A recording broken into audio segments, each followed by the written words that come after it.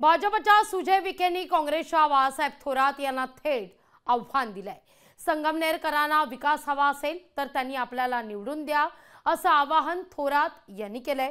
संगमनेरच्या रणमैदानात विखे पाटील विरुद्ध थोरात असा सामना होणार का याची उत्सुकता शिगेला पोहोचली आहे।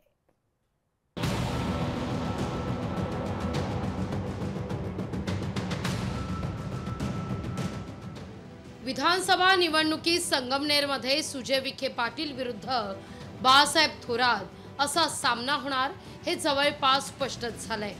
सुजय विखे पाटील यांनी माजी महसूल मंत्री बाळासाहेब थोरात यांच्या विरोधात निवडणूक लढवण्याचा निर्णय घेतलाय। संगमनेरकरांना जर विकास हवा असेल तर त्यांना सुजय विखे पाटील यांच्याशिवाय पर्याय नसल्याचं सुजय विखे पाटलांचं म्हणणं आहे। लोकांना विकास पाहिजे असेल आपल्याला या संगमनेर मतदारसंघाच्या प्रत्येक गावामध्ये इथं दर्शनीय येणाऱ्या माणसाला सांगावं लागेल की तुम्हाला आमच्यासारखा दर्शनीय घाट पाहिजे असेल तर तुम्हाला विखे पाटीलच लागतील, त्याशिवाय ते होणार नाही। एखाद्या व्यक्तीला तुम्ही 7 वेळेस संधी दिली, मला एकदाच देऊन पहा, तुम्हाला पूर्ण मतदारसंघाचा कायापालटणी करून दाखवतो सुजय विखे नाव सांगणार। सुजय विखे पाटलांच्या दाव्यावर भाजपनं सावध प्रतिक्रिया दिली आहे। सुजय विखेंनी जर तयारी केली असली तरी संगमनेरमधून इतर काही जण लढण्याकरता इच्छुक असू शकतात असं दरेकर म्हणतात। भारतीय जनता पार्टीमध्ये अनेक सक्षम नेते कार्यकर्ते आहेत, त्याच्यामुळे एका जागेवर अनेक जण इच्छुक असू शकतात, परंतु जागा त्या ठिकाणी एकाला मिळते। योग्य त्या उमेदवाराला भारतीय जनता पार्टी उमेदवारी देईल। सुजय विखे पाटलांनी दिलेल्या आव्हानाला काँग्रेसनं प्रति-आव्हान दिलंय।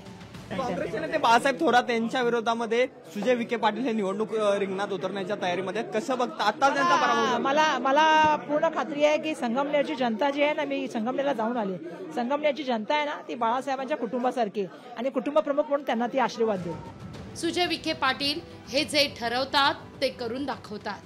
काँग्रेसकडून लोकसभेला उमेदवारी मिळाली नाही तेव्हा त्यांनी 2014ला भाजपमध्ये प्रवेश करून लोकसभा निवडणुकीत विजयश्री खेचून आणली होती। यावेळी सुजय संगमनेरच्या रिंगणात उतरल्यास तिथला सामना कसा होणार याची उत्सुकता सगळ्यांनाच लागली आहे। आदेश वाकळे, लोकशाही मराठी, संगमनेर।